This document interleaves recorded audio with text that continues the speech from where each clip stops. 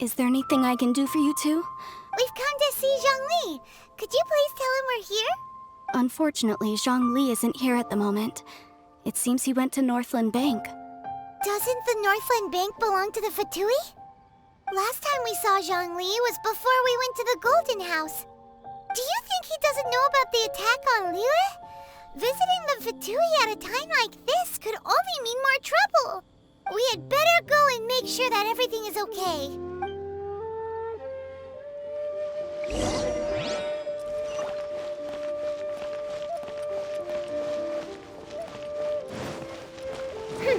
Thank you so very much.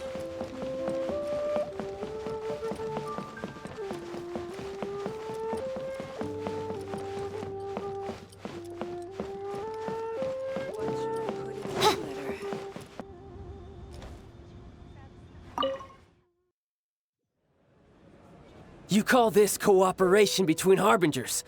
Cooperation involves communication, you know. Don't take it to heart, child.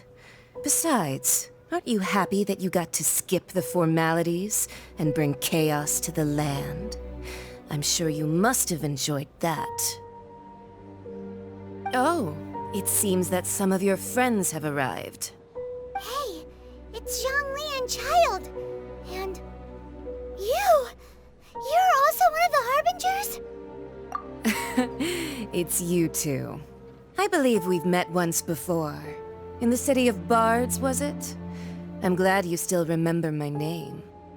Ah, right. I imagine that it must have been rather hard to forget watching helplessly as something precious was snatched away from your friend. No, don't let her get to you!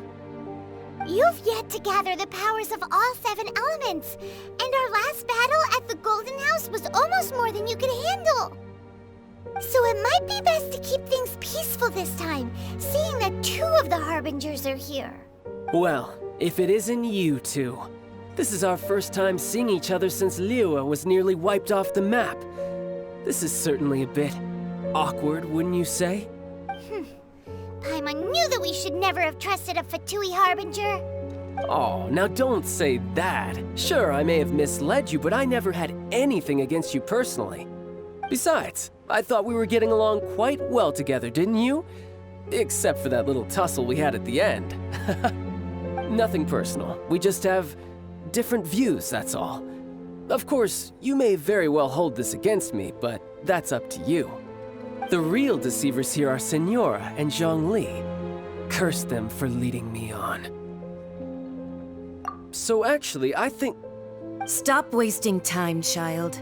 There'll be plenty of time to chat once I'm through here. You remember the agreement, Morax.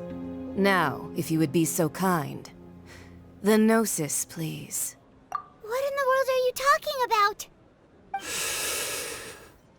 The contract is fulfilled. That which thou seeketh is now bestowed unto thee. For my promise is solid as stone.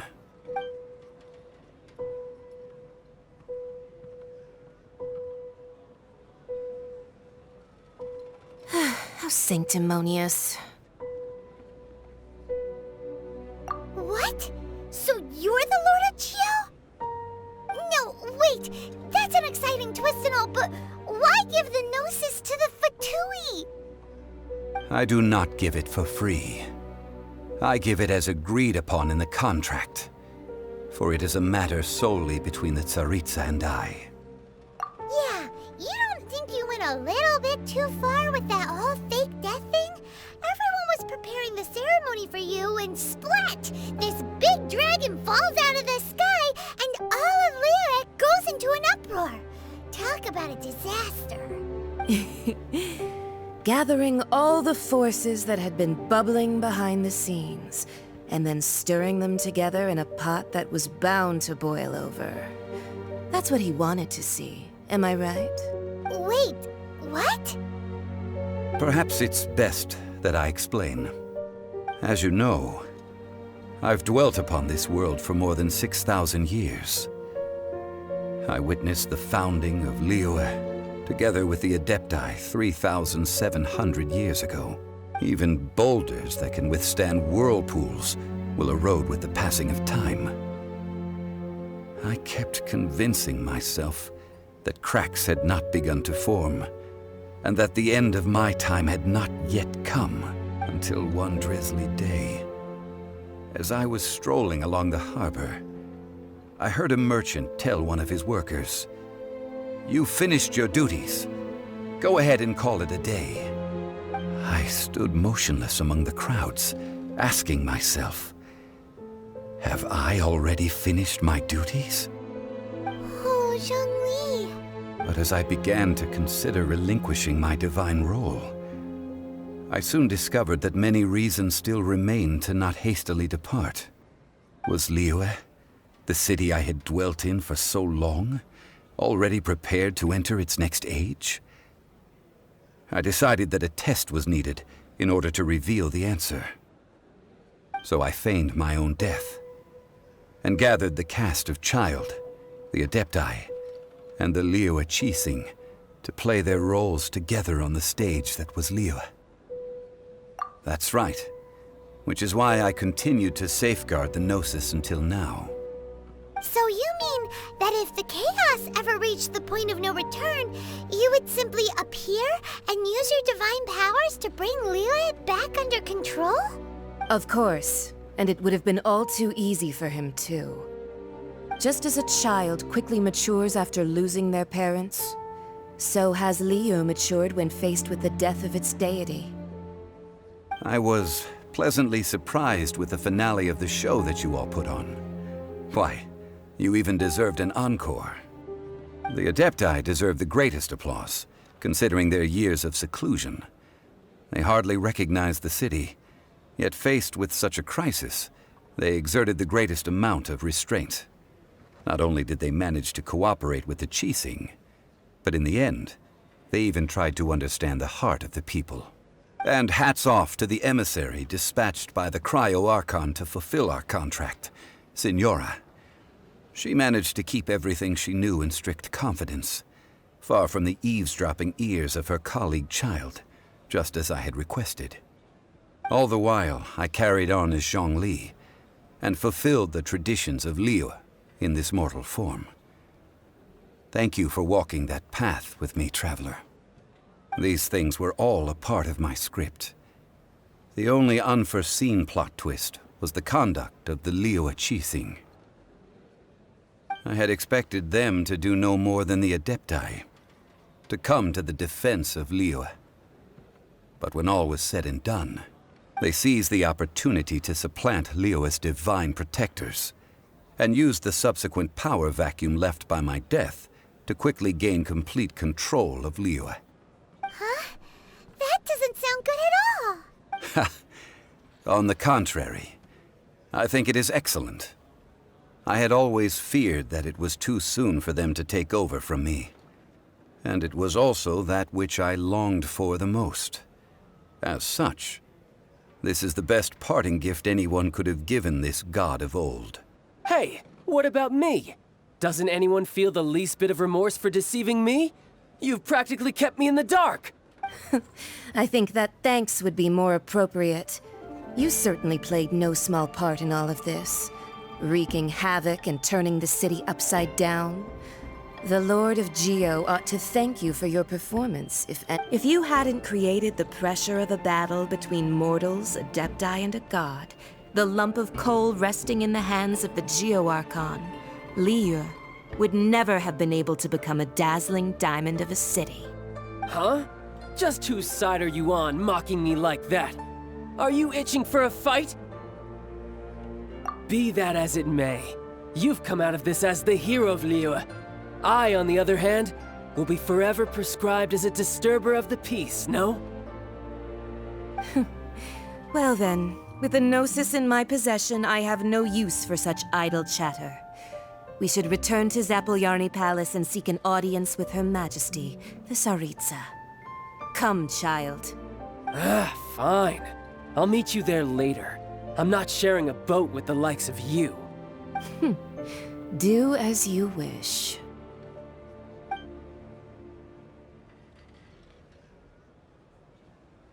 Now then, Is there anything else you wish to ask me? Right! As Zhongli always told us, a good trade is a fair trade. Paimon has no idea what could be a good trade for a Gnosis. Realistically speaking, there is no such thing. Huh?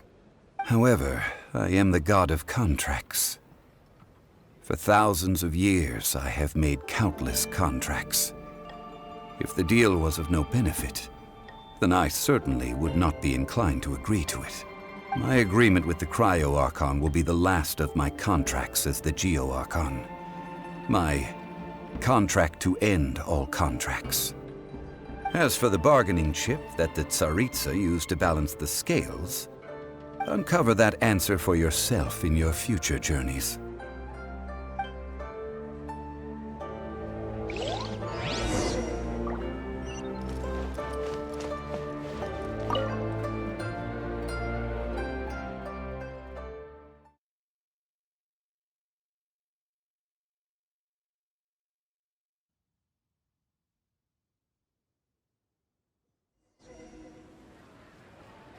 Today's the day of the rite of parting. Although the star of the show is fake, we've spent so much time trying to organize it, it would be a real shame not to go there now.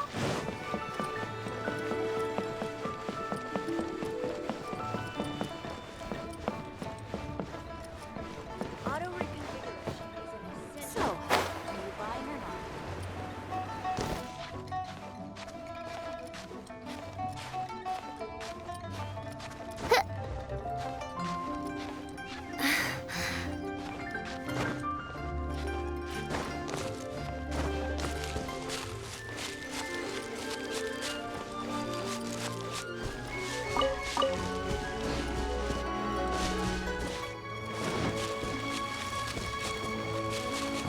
Well, since we're going through with this rite of parting, I guess it means that those rumors hit the nail on the head.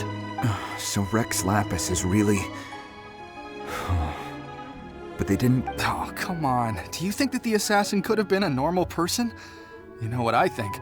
I don't think any of the gossip on the streets you hear from those shady types is worth... There's only one real possibility in my mind.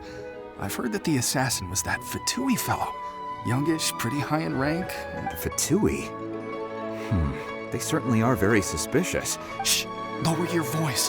If the Fatui catch you in their sights, Rex Lapis won't be around to protect you this time.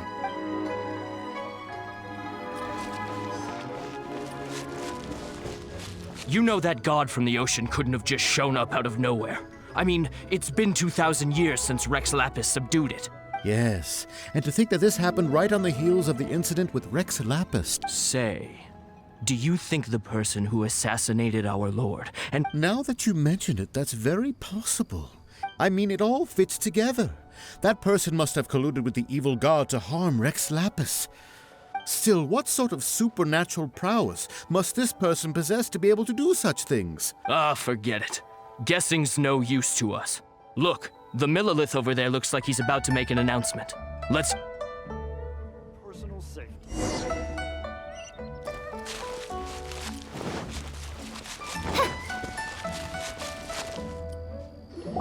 Hear ye all! That though a dragon soars ageless as the mountains, it too must return to dust. The gods and adepti live glorious lives, but both light and shadow have their season.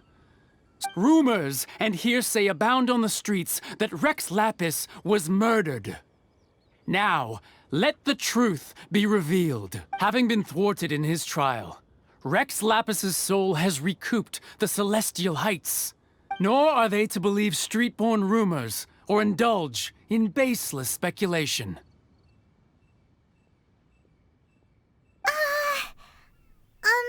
Paimon needs a translation on what the Qixing's announcement said. So that's how they're spinning it. Something feels off. Why would they suddenly give up looking for the murderer? Could the Qixing already have known that Rex Lapis wasn't dead? But Zhongli said that neither they nor the Adepti knew anything. Did Zhongli tell them in secret after his gnosis changed hands? Exactly, right?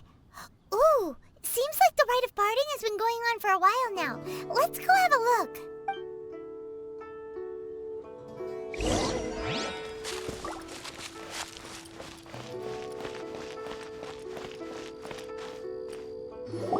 Look, it's Ningguang and Kuching.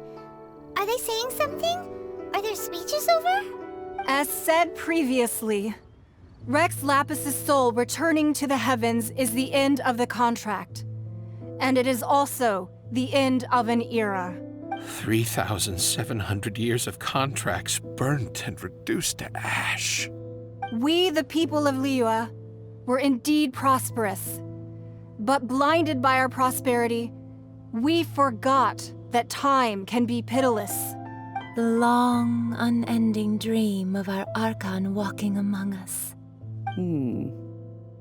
Now that we have awoken from our dream, we must learn to say farewell. Will you stand with us as we re-establish our contracts? As we build a new age of prosperity? So concludes the words of Her Eminence the Tianquan. Does Her Eminence the Yuheng have anything to add? Huh? Is she looking this way? Traveler. Yikes! She really is looking our way! Is that the traveler who they say defeated the ancient god? So young. The Liyue Qixing always repay their debts. And as you have heard, our eyes see far and our reach is long. Name your price. You deserve that much. Whoa!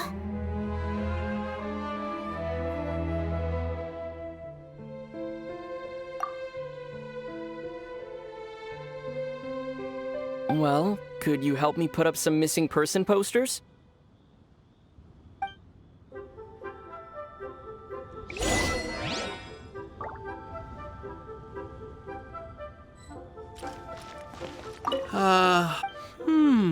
Perhaps mementos for...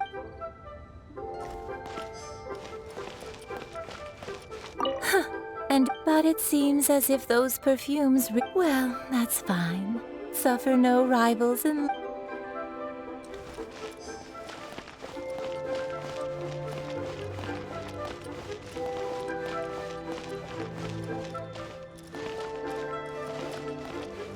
As for the mortal...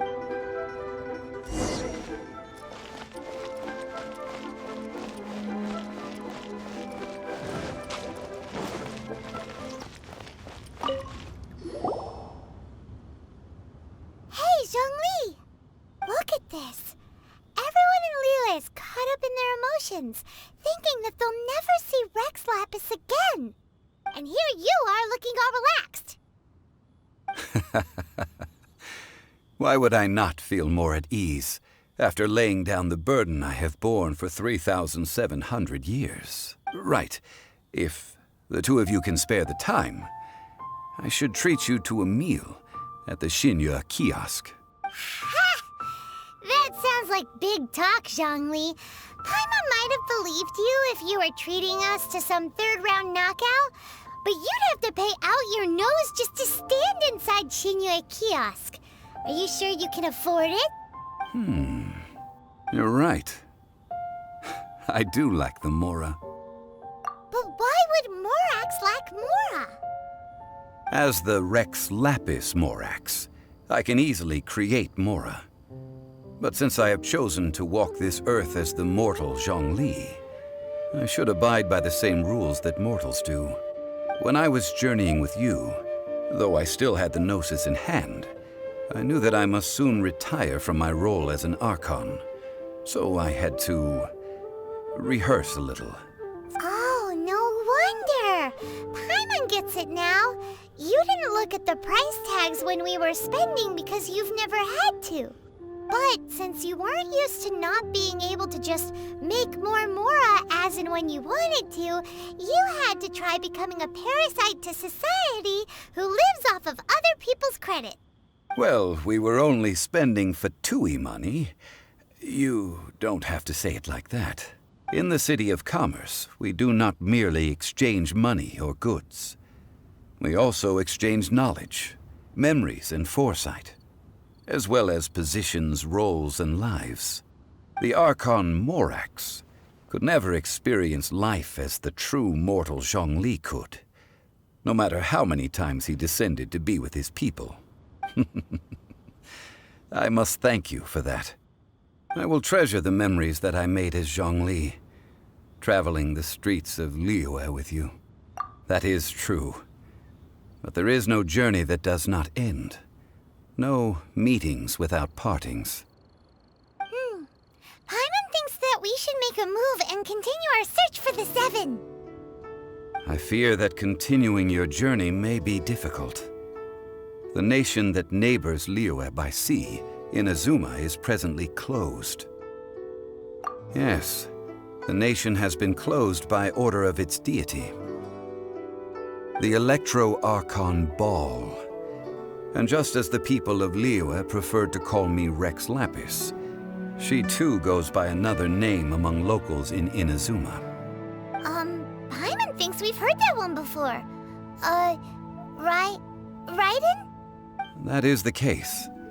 And since Raiden is also the shogun of the Inazuma Bakufu, people call her the Raiden Shogun. That said, though people at the wharf were saying that the situation in Inazuma is very tense, Paimon doesn't remember that always being the case. It wasn't that bad last year. Zhongli, since you're Rex Lapis, shouldn't you know something about what's happening there? Just how did Inazuma become a closed nation? It's because of visions. Visions? When faced with circumstances beyond their control, humans often bemoan their lack of power. But if a person shows true strength of will at a desperate and fateful moment in their life, the gods will look upon them with favor. This is what visions are. Magical foci bestowed upon those who have been acknowledged by the gods. Uh-huh. That's how people in Teyvat see it. But starting from last year, the Raiden Shogun began promulgating the Vision Hunt Decree. Vision Hunt Decree? Yes. It was an order to seize all visions within Inazuma's borders, and to inlay them upon the hands of a statue of the 1,000-armed, 100-eyed god. They want to seize visions. But why? Aren't visions blessings from the gods? I should think that in the Raiden Shogun's eyes, it is precisely because they are divine blessings that they should be under the sole dominion of divinity. Whoa, that's harsh. The Animo Archon is the god of freedom, and the Geo Archon is the god of contracts. For her part, the Raiden Shogun is the god of eternity. It seems as though she has finally decided to eliminate any unstable elements that could pose a threat to her eternal realm. The fact that even I, the oldest of the seven, have now passed away, will only strengthen her resolve to pursue eternity. Knowing her, she must have again quoted that adage she is most fond of when proclaiming that decree to her people. 7 ideals for 7 gods, and of these, eternity is nearest unto heaven. All right then. Was there anything else you wished to know? The time of the Adepti has long passed. If even the Liyue Qixing don't want to face that truth, then what future is there for Liyue? Kuching is absolutely right in saying this. Now, though I did laud Ningguang's desire for power, believing this to be a good thing, and thought as a matter of course that she must have been behind the Qixing's plan to take governing power over Liyue from that. Could the original person who brought up the idea of seizing power have been...